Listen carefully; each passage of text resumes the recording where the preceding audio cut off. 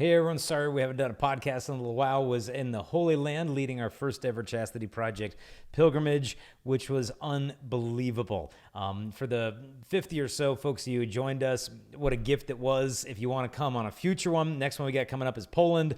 After that, Mexico City on the Feast of Our Lady of Guadalupe. One of the joys we had of this Holy Land pilgrimage, pilgrims and I went down to the Holy Sepulchre. Below that is this cave that's a chapel. And we go down there. It's like 6:45 in the morning, and there's these four like monks and nuns, 6 of them actually, doing their morning prayer, Gregorian chant. And apparently they're called harp a day. I'd never heard them before, but literally 45 minutes of morning prayer went by, felt like 3 minutes. Their voices were unbelievable. And if you want to listen to them, I actually just found out they're on the Hallow app. Hallow app, I always talk about them. They support the program here. I didn't even know they had them on their app. You just go into the music section, type in harp a day, listen to this stuff for morning prayer. Unbelievably beautiful stuff. And so that pilgrimage was a blessing. So know that we are praying for you over there. And if you want to join us on a future one, just go to chastity.com. You'll see the info on the pilgrimages coming up. Also want to thank the sponsor Exodus 90 for supporting this program. Also, college is around the corner for a lot of people. If you want your sons to get ready for college, I'd really recommend encouraging them to do Exodus 90. If you're getting ready to head off to school, take 90 days and just detox your life. You'll be halfway through it when college starts, but man, what a clean slate that's going to give you to start those next 4 years of your life. It's going to give you the fellowship, the prayer, the formation, the asceticism, just the structure of your interior life. I've done it, found it extremely fruitful. So if you want details on that to give it a try, just go to exodus90.com/Jason and you can get all the information there. And again, just also want to thank all the patrons that support Lust is Boring. You guys make this show happen, so know that we're praying for you guys. Thank you so much. Now, today's show, Crystalina and I sit down and we talk, kind of doing a joint show between Lust is Boring and her radio show with EWTN called Women Made New. And we're just going to tackle questions that have come in from married couples, from parents on raising teenagers, difficulties in marriage, when should kids start dating, how to keep them safe online, how to connect with your kids on a daily basis. So whether you're a parent, married couple, or hope to be one of those, I think you'll find a lot of helpful information in today's show. So here we go.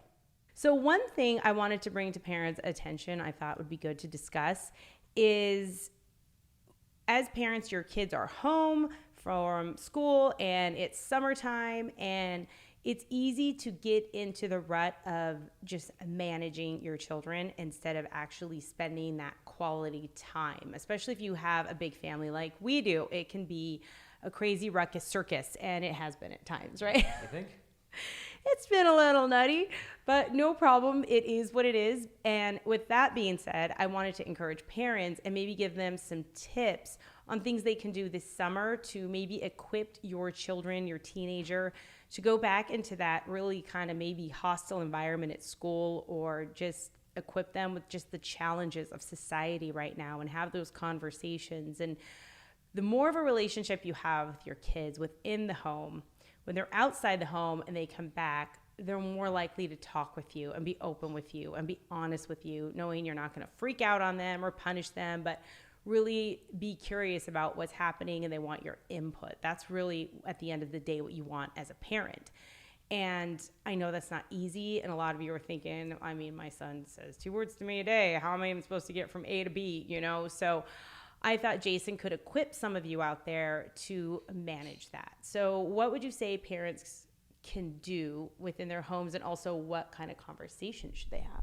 I remember seeing in like an anti-drug campaign for parents TV commercial once, and it said, if you talk to your kids about everything, it'll be a lot easier to talk to them about anything.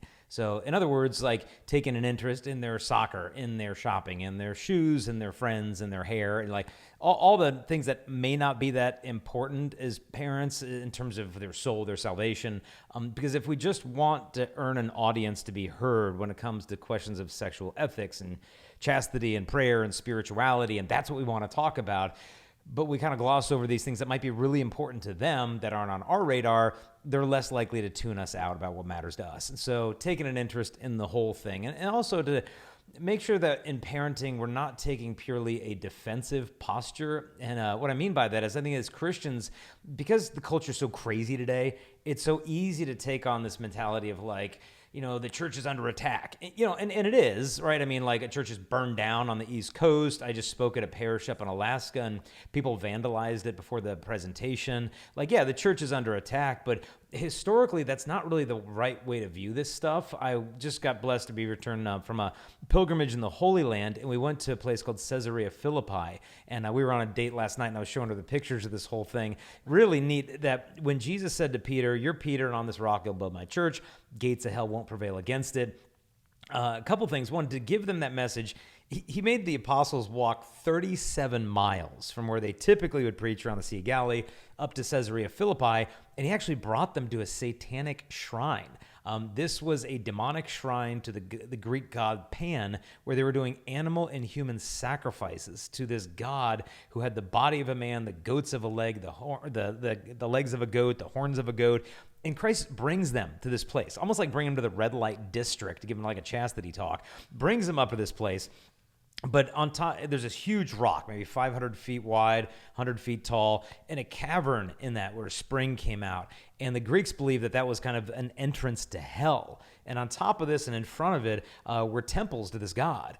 And in front of this giant rock, which what the Greeks thought this entrance was to hell, he says to Peter, "You're Peter, and on this rock I'll build my church, and the gates of hell will never prevail against it."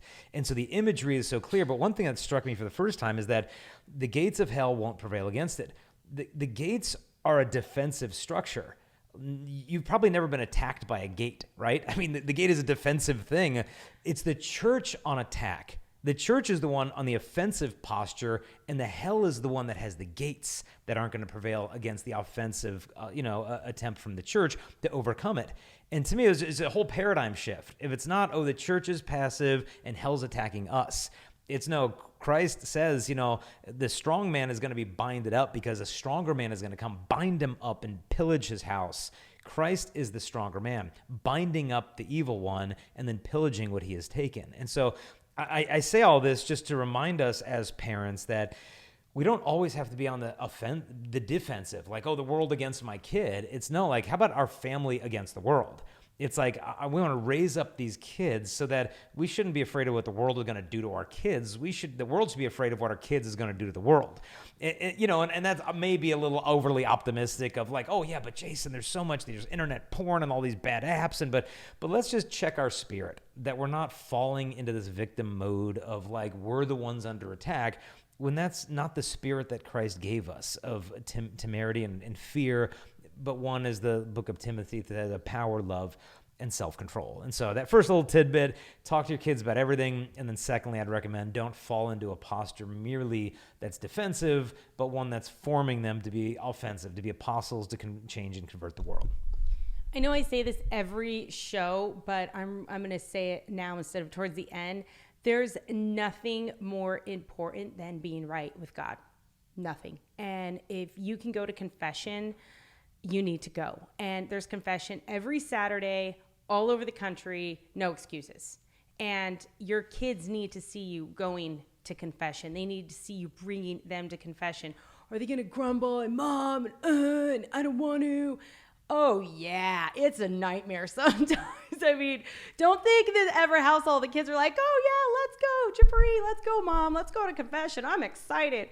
No, we're not getting that. Okay, it's difficult, and there is kind of a struggle, but that's when you won't lose, and you shouldn't lose, and they need to go, or they don't go out that weekend, or they don't watch a movie that night, or whatever it is. And not like punishment to confession. No, that's not what you want. But at the end of the day, we have no greater responsibility as parents than to get our children to heaven. And I feel like we lose sight of that. I feel like we lose sight of, we got to get them in the best college. We got to make sure they have the best iPhone and the clothes, and they're going to the right summer camps and school. They're in the right sports. And it's just like, okay, but at the end of the day, what are we doing for their souls? Because if they fall over and something, God forbid, happens to one of them, you want, as a parent, to say, I know I did everything in my power that my child is going to meet God. If God forbid something happen, and it's okay, God's taking care of him. But if you can't say that as a parent, you have to ask yourself why, and what are your priorities, and what are you putting first? And if it's not their spirituality, then you got to kind of take that spiritual inventory yourself and kind of reprioritize what's going on maybe in your household.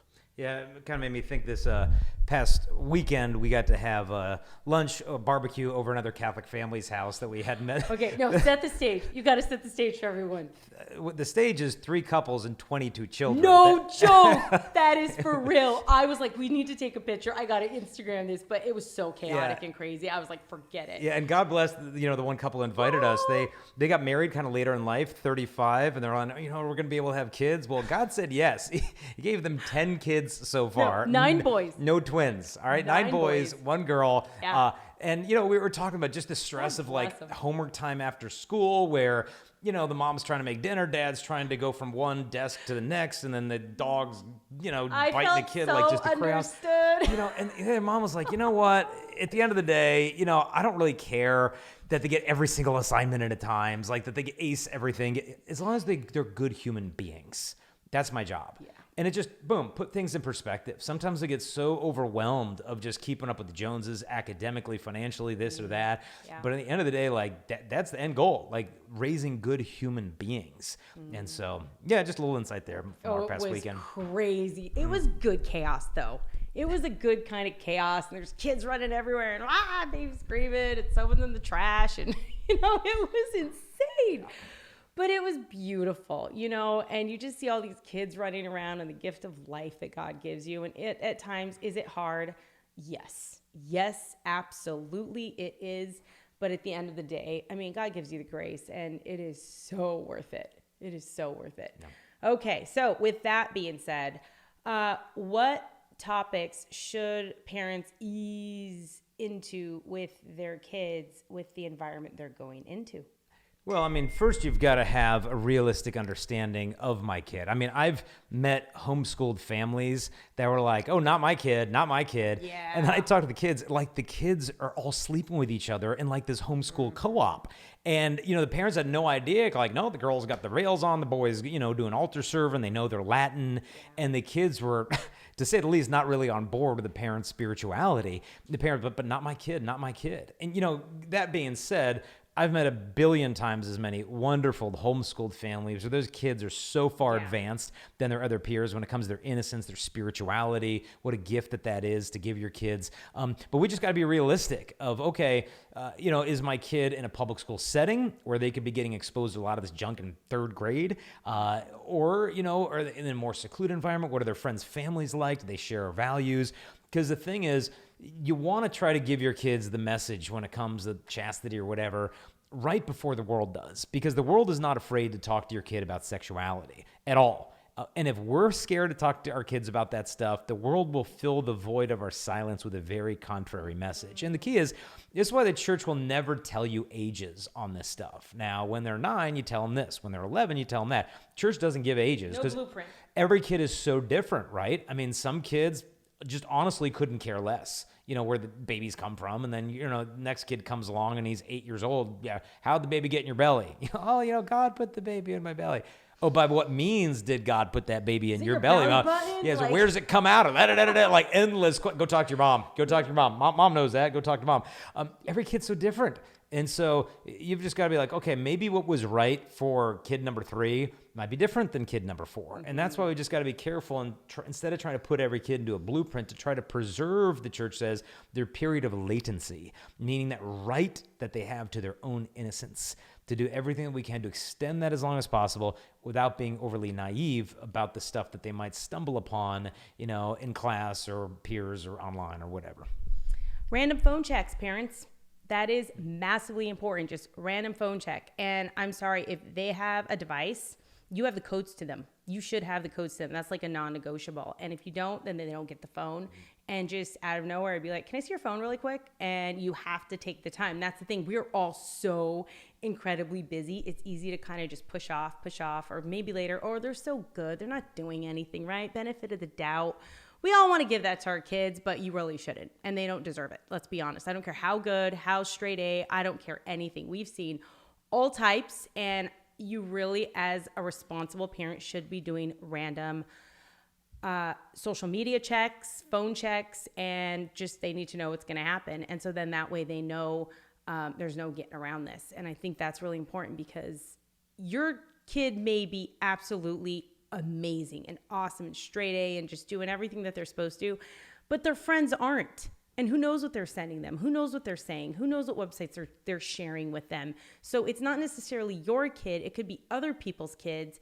But I wouldn't just say, oh, they're fine, because 9 times out of 10, well, their friends may not be. So just to kind of keep that in mind and not be naive about that. Yeah, and one thing that we've tried to get across to our kids from get-go is that phone is not theirs. It does not belong to them. That is my phone, okay? I'm just letting you borrow my phone. I'm that generous. Now, again, I have my own phone, but their phones are my phone too. So just that they know, they're like, okay, this isn't like your personal property, that you have whatever amendment rights to know in the Constitution that nobody should be able to invade your privacy. Like, that doesn't even belong to you, all right?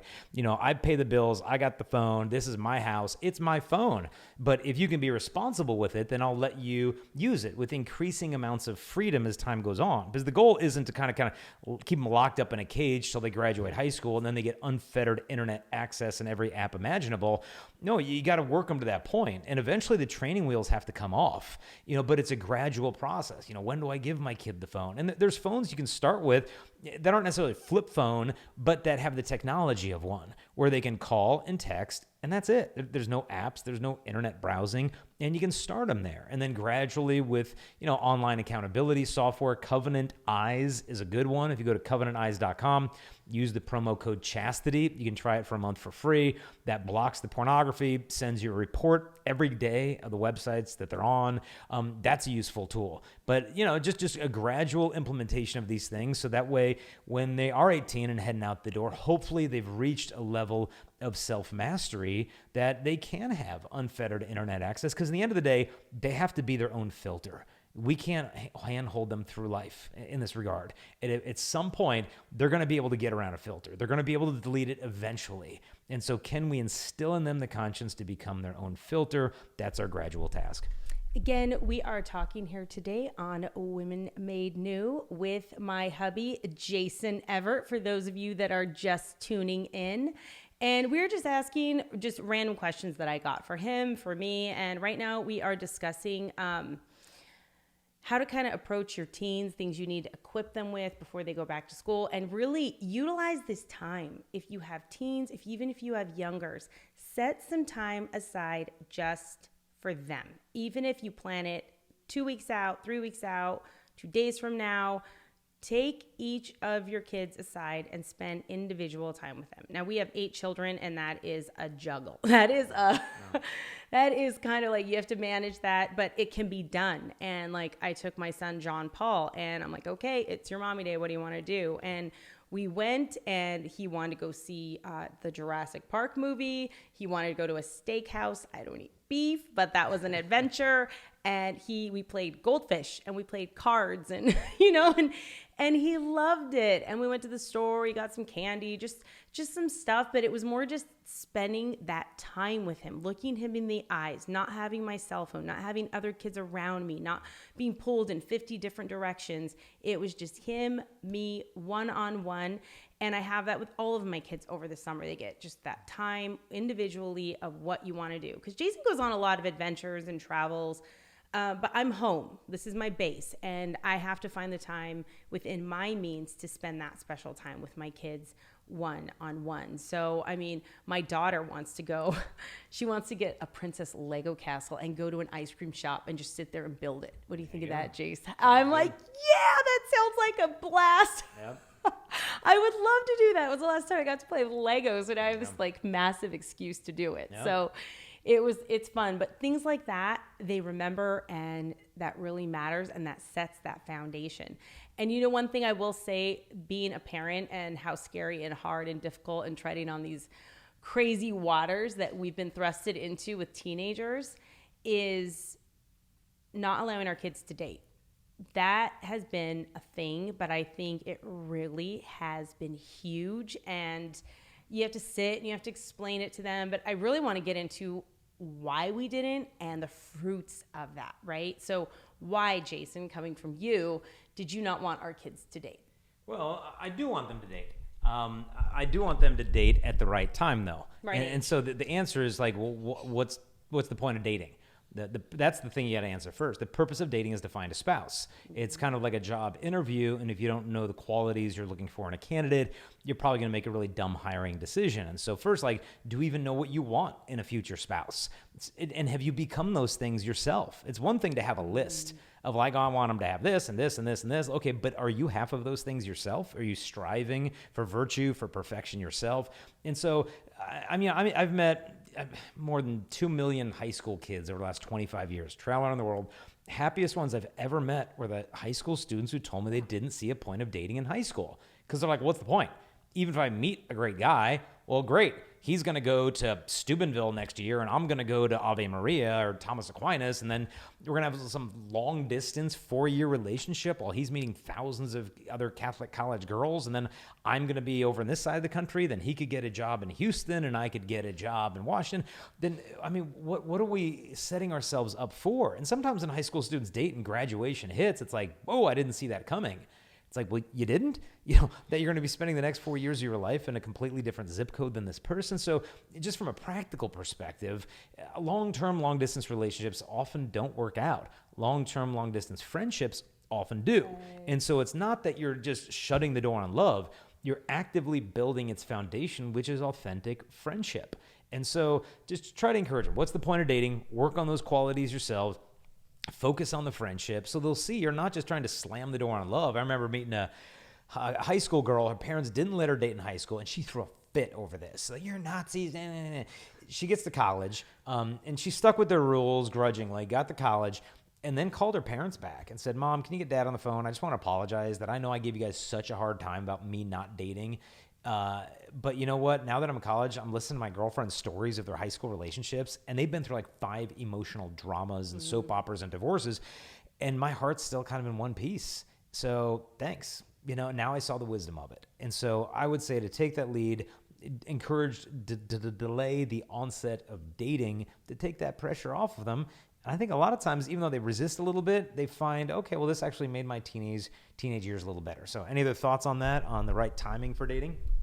I know this is going to sound really extreme, but what I've been experiencing in our own home with our teenagers is honestly when they graduate, that's when they can date, when they go off to college. And I know some of our kids' friends are like, well, I can date when I'm a senior, but I'm thinking about it and I'm just like, okay, wait. You're going to date when you're a senior. So there's this girl that you like at school, but then that's like this year that is so huge in your life where you're making decisions and where you're going to go to college and this and that. And then you finally could date and you wrap yourself up in this like huge emotional relationship just to tear yourself away at the end of the year. Like it's going to alter their decisions and where they go and what they want to do because they have this newfound love they never got to experience before. And it's just like, oh, what a nightmare. Yeah, but what would you say for, let's say there's a parent listening, like, okay, well, this makes a lot of sense, but I never put these rules down. And now my 17-year-old daughter has already had a boyfriend for 6 months. Like, what do I do? Like, turn off the radio and tell her to break up? Like, what do we do if we've already haven't put these rules into place and our kids think it's just normal for them to date in high school? What should we do? Okay, good question. I'm going to finish this one first because I want to say the fruits that I've seen. Because some people are like, you're extreme, that's crazy, they're not going to be socially adequate and this and that and all these things coming at us. But I see that my son and my daughter are able to have really good friendships with the opposite sex that are not based in, do you like me? Does he like me? Does this and that? Like everybody knows in the room, nobody's dating anybody. Everyone's just friends. They get to, like that pressure goes away and they just get to be silly. They get to hang out. They just get to talk. They go to movies, but they go as a group. And I see them, and over like the course of 2 years now, I've seen them all just hanging out as a group. And I wanted my house to be the house everyone wanted to kind of be at and hang out at. Yeah. And that's basically what we've created.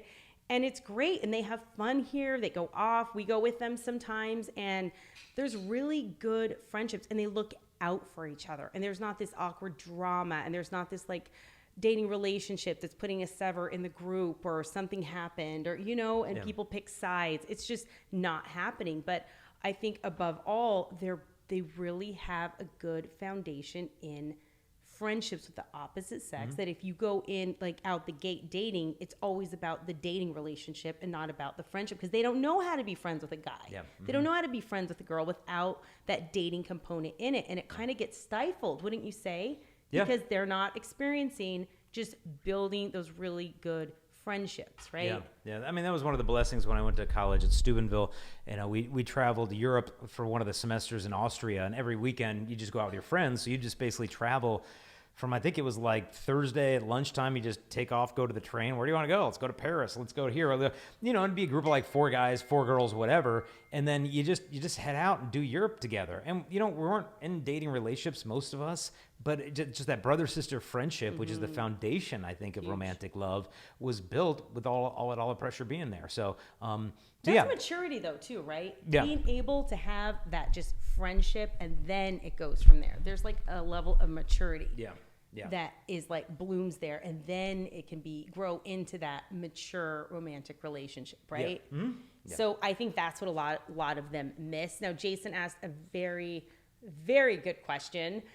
Your teens dating or not dating, but if they are dating and you don't want them to date anymore, and this sounds like a good plan of they just need to learn that foundational just relationship with a significant, like with the opposite sex, right? Yeah. How do I do that? If they're already dating, I want to get out of the relationship. Well, I mean, if it's an intrinsically unhealthy relationship, a lot of them are. you have the right as a parent to forbid that relationship. I do not give you permission to they're date this gonna hate person. I can live with that.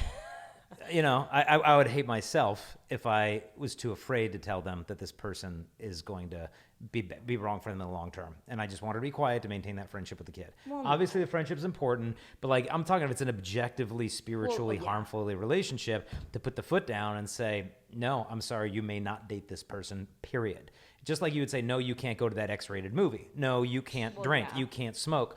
Why? Well, because it's bad for you. Well, some relationships are far more harmful for a kid than getting drunk or smoking weed. As bad as those things are, some relationships can be far worse.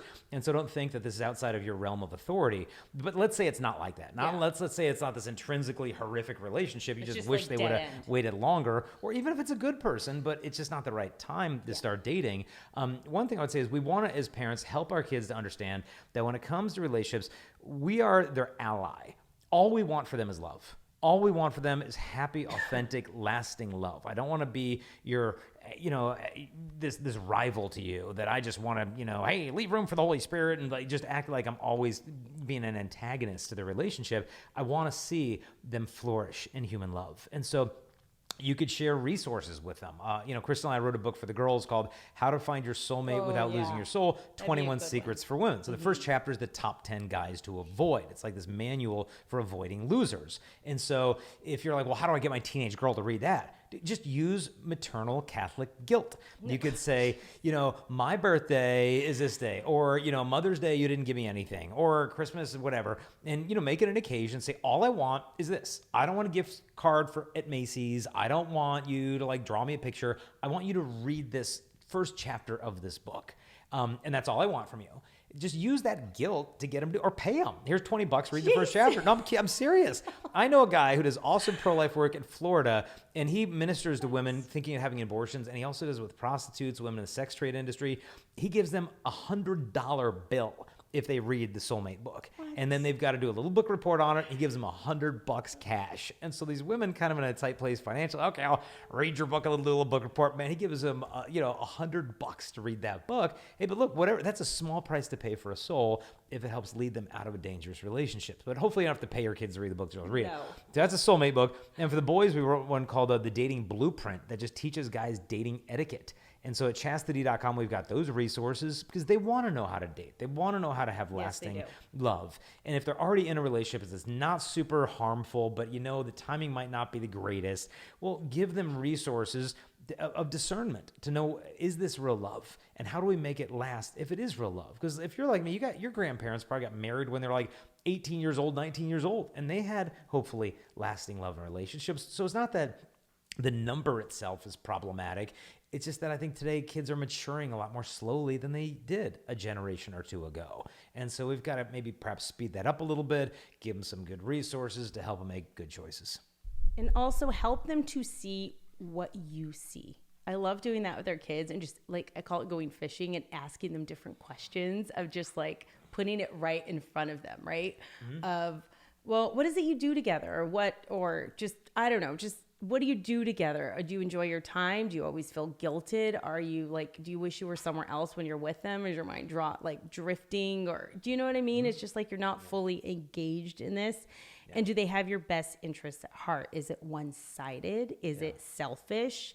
Is it all about them? And then you kind of fit into their world and they don't really kind of embrace you and your things you want to go and do and things you like. And, those things matter. Yeah, and I like that approach because it's one of reverent curiosity rather than interrogation. Yeah. What were you doing? I have a tracker, a microchip implanted in you for your fort. Like it's not like this. Hey, those are okay. No, I mean for pets. But yeah, like this asking them the good questions that you want them to start processing. Like, oh yeah, do I enjoy being with this person? Or am I getting hung up on somebody I don't even want to begin with? Mm-hmm. Do I really want who they are? Or do I just want the feeling of being wanted by somebody? And the idea I have in my head, you want them to of who be. I thought he was going to be, or who he used to be, or who I hope he can become one day. Just by tossing out those questions, get those adolescent wheels intellectually to start turning. And that way it's not like, okay, I know the answer, I'm going to give it to you. It's like, no, I want to try to ask the right question to prompt you to come to the same conclusion so you feel like you own it. So it all goes back to spend that time with your kids, having those conversations, especially the teens, even though they seem like they just hate every minute of it with you. And you're just like, okay, come on, let's go out to eat. Just you and I, we're going to talk. And they're like, huh, what, huh? Like, that's fine. It matters. This stuff's going to matter. And then they will open up to you. And then also another suggestion, especially if they're dating someone, especially your daughters, or dating a guy you don't like, to get our soulmate book and to read it, moms, read it, dads, and then bring that up to them. Bring different things up that are you're pinpointing in that one that you don't, maybe that boyfriend that they don't like, and like bring those things to their attention because they may not even be thinking or realizing it. You have to bring what you see to them in the forefront of their mind, right? So I think that's huge and a big deal. Agreed. Okay. So with that being said, what spiritually, Jason, would you say, because I want to equip parents also like spiritually that they can do for their kids, because they kind of forget. It's like, oh, they get busy. We get so busy, right? Even we just get so busy that what can parents do spiritually to truly help their kids right now? I remember reading a quote once. I'm going to garble it a little bit, but I think it may have been from St. John Vianney or St. Jose Maria Escriva. But the idea was that, if the priest of a parish is a saint, the parishioners are going to be holy. If the priest is holy, they're going to be devout. If the priest is devout, then they'll be good. If the priest is good, then they'll be lukewarm. And if the priest is lukewarm, they're going to be godless. And so I think that same process happens with parenthood, that, if to the extent that I take my own interior life seriously, our kids are more likely going to be able to follow. Now, we need to be careful in saying that because, I know some really godly, amazing, holy, prayerful parents, and their kids have made some remarkably stupid decisions. It's not always like if you do this right, then the kid's going to follow suit. I like thinking of Saint Therese. She was a saint. Her parents were canonized saints, and her sister got kicked out of Catholic boarding school 3 times for behavioral problems. It's like, did you not get the email, like the memo, like go in your spam folder, like we're doing the same thing? But it's like, I'm sure, Zelly and Louis, they didn't raise that girl any different than Therese, but we just have that gift of free will that we sometimes misuse. And so not to beat yourself up if your kid's making dumb decisions. Our kids' conversions, I think, are going to happen if we continue to pray and offer up our fastings and sacrifices for our kids. And sometimes it's going to be early, and they're going to be preserved from a life of sin in many respects. Sometimes it's going to be a late conversion, but I really think that God is going to answer. But sometimes more tears are going to be needed, spiritually speaking, to water that soil of their souls. And for some, it's going to be a lot of blood, sweat, and tears, of prayers, of intercession, of meriting for them the graces of their conversions through our prayer and good works. But in the end, to trust God, that God loves your kids more than you do. They're his kids more than they're yours, and to not lose your peace, to not get overly disturbed, because then we're falling into ourselves a lack of distrust of, okay, God, I need to maintain my peace. Although sometimes I feel some anxiety, I'm worried over his soul. God, you want me to be at peace because you're in control. So I'm going to continually entrust them to you and draw closer to you. knowing that you'll fulfill the good work that you started in them. And don't think that your prayers are going unheard, because I truly believe it was my mother's prayers and her tears crying out to God probably at nights that I was out just being just wild and crazy back in my teen years. And wow, did my mom go through a lot, but I am a prime example of that.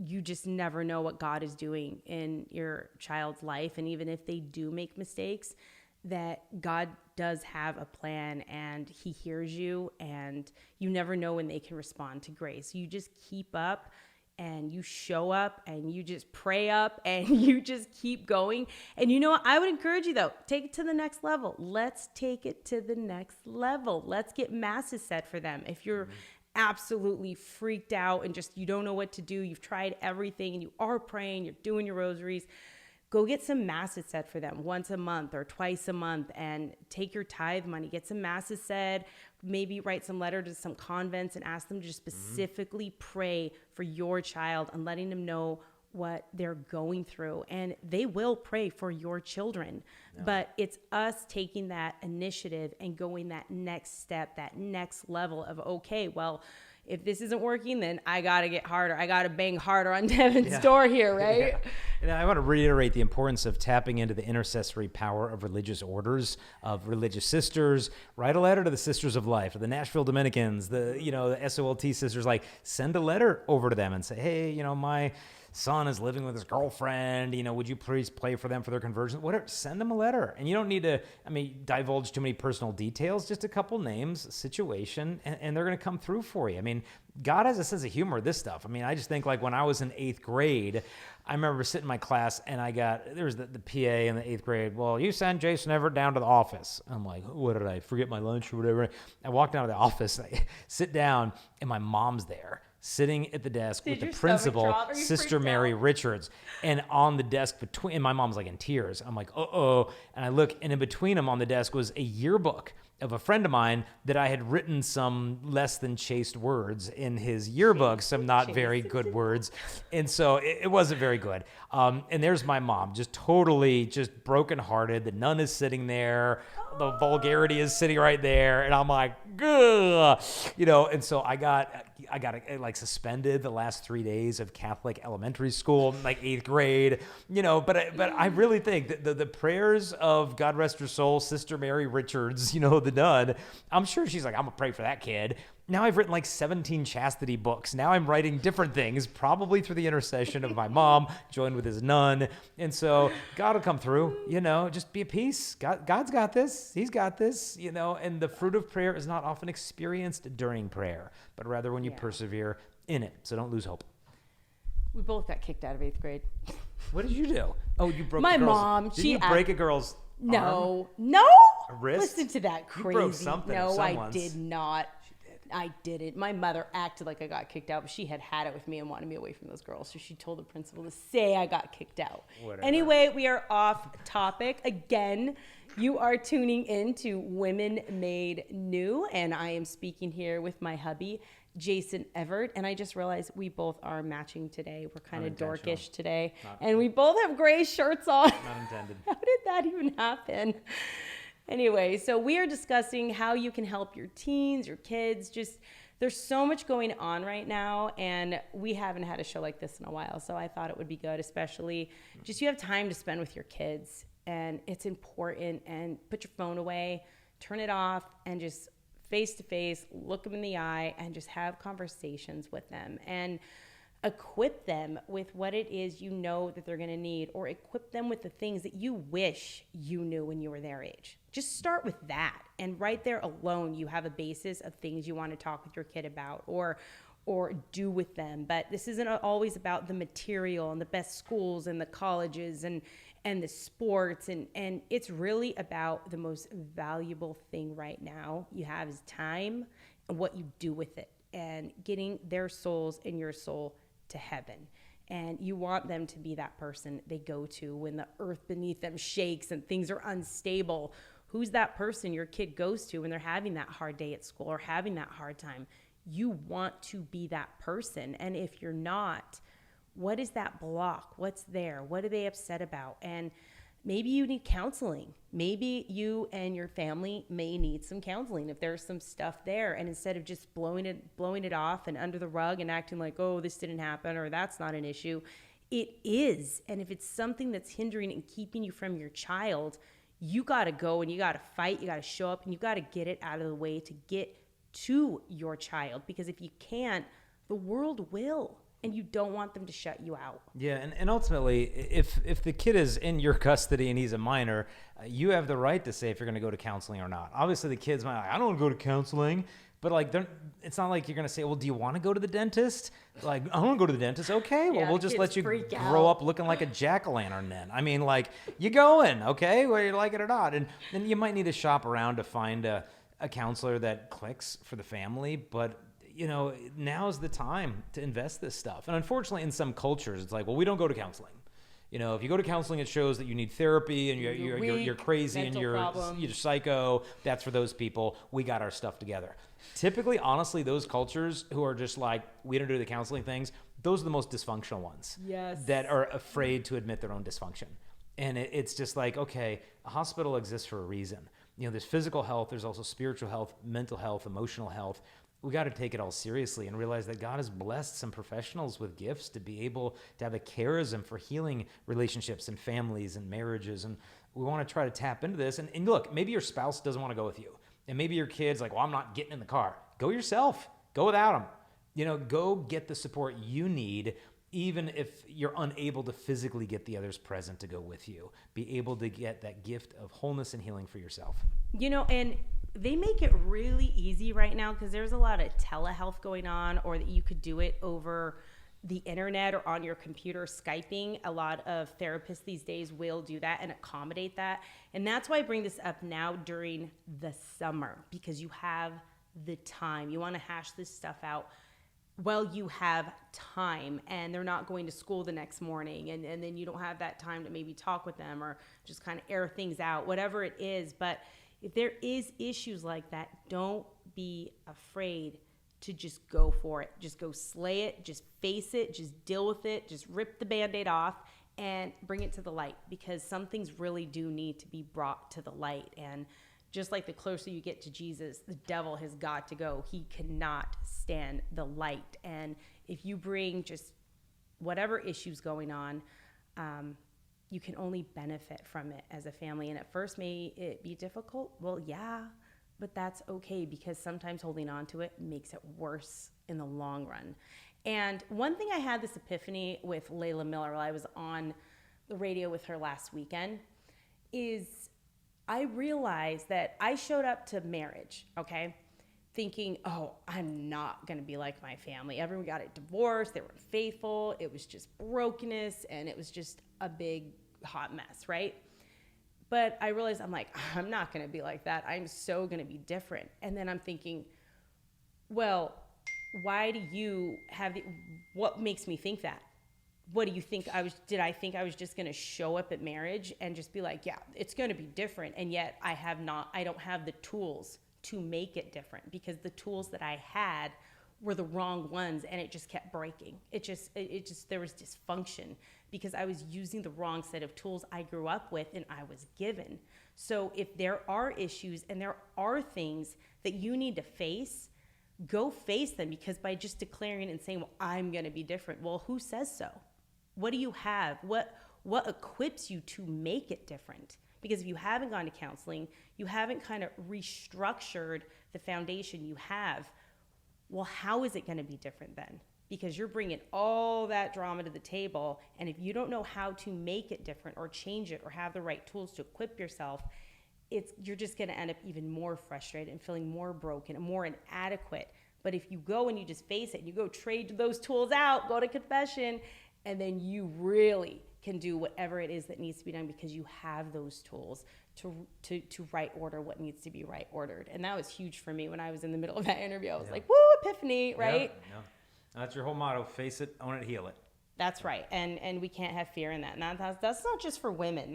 That's for men too. And there's a lot of hurting men out there as well, and fathers and brothers, and just men hurt too. And with fear, I mean, one thing I think we got to understand with fear is that a lot of people are like, okay, I can't have any fear. Oh, great. Well, I'm afraid of this. I'm afraid of that. There's a great quote. It said, courage is not the absence of fear. Courage is the judgment that something's more important than your fear. And so it's okay to feel fears. It's okay to feel those feelings, but just don't let them dictate to you, your behavior.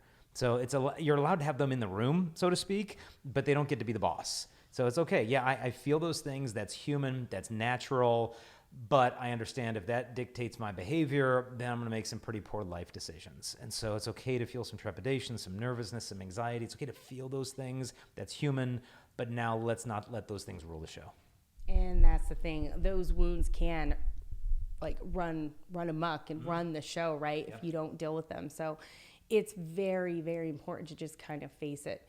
So if you could give parents, I'd say, as we come to a closer, like top three things that they can do with their kids or should do, or what would you say? Wow. Top 2-3 things. Okay. Let's see. I've often said that I'm not going to be a better father to my kids than I am a son to the father. And so if I don't know how to receive the love of God, it's pretty hard to transmit that love. And so for me, that receiving in prayer is kind of a hard thing.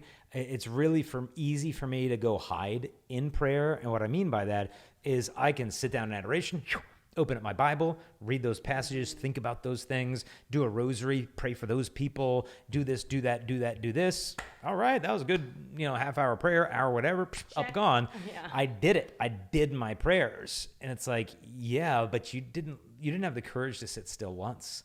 It was just filled with too much busyness. And so to have the courage to be quiet in your prayer and the courage to sit patiently and listen. And it's not necessarily that you'll receive a word during prayer, but creating that posture of receptivity towards God, of a prayerful spirit, will pay dividends throughout the day. Like you might not hear him in that 15 minutes of quiet prayer because he might speak 3 hours later. But you're beginning to open that door for him to come in. And so listen to the Father. There's only one thing God the Father tells you to do in the New Testament. This is my beloved Son. Listen to him. And so I would say that's the main thing. Listen. Secondly, as you've been reiterating, it isn't just quality time with kids. It's quantity time. Just being present. I mean, she had mentioned, you got to put it on the schedule. Because I've noticed that if I look at my calendar, I've got when the dog needs to go to the vets. I've got when I've got a 1:00 appointment with this ministry team. I've got everything is mapped out. But in terms of kids, it's they go to summer camp this week and they've got that. But in terms of intentional time with kids, a lot of times it only happens when you put it on the schedule. Same thing with date nights in America. Friday night, we got a date. If we don't put it on the calendar, it's we think it's just going to happen. And then a month goes by, and before you know it, a decade goes by, and we didn't make the time. And so as I look in my office here, just the pictures I've got up of me and the kids, so many of these pictures were intentional. When I'm looking at it, I'm like, yep, that trip to Maroon Bells and Aspen with Mary, we planned that weeks in advance. That one with Colby hiking in the mountains, that one was planned. That trip to San Diego with the boys, that was planned. Some of the just greatest memories were just intentional. And it doesn't mean that obviously we don't make memories in the day-to-day, but let's just try to be more intentional and carving out time to spend with the kids. And then third thing, just trying to love our spouses. That is so big for our kids' mental health, just to gross them out. Really, that's super important. Make your kids really grossed out by your affection. You better explain that.